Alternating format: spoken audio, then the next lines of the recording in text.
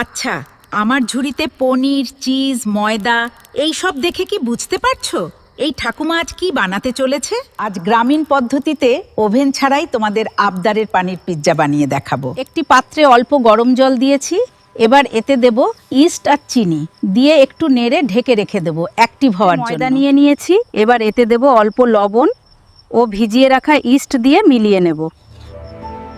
এবার অল্প অল্প জল দিয়ে ময়দাটা বেশ নরম করে মেখে নিয়ে ভেজা কাপড় দিয়ে ঢেকে গরম জায়গাতে রেখে দেব।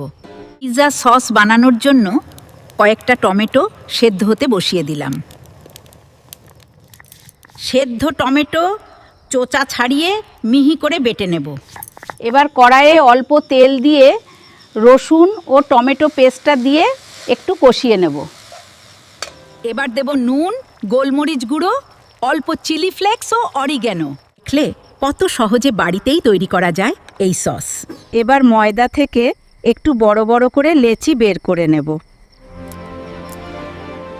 স্টিলের থালা নিয়েছি, এতে অল্প একটু তেল দিয়ে হাত দিয়ে চারদিকে লাগিয়ে নেব।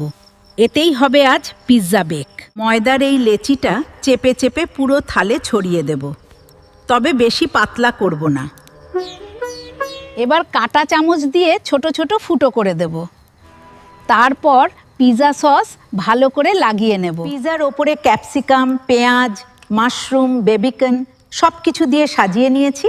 এবার দেব পনিরের টুকরো। এখানে কিন্তু কিপটামি করলে হবে না, এবার মন খুলে দিতে হবে। চিজ, তাহলেই তো আসবে পিৎজাতে আসল মজা। কড়াই গরম হয়ে গেছে, এবার থালা সমেত পিৎজাটা বসিয়ে ঢেকে খুব কম আছে রান্না করব। লাগছে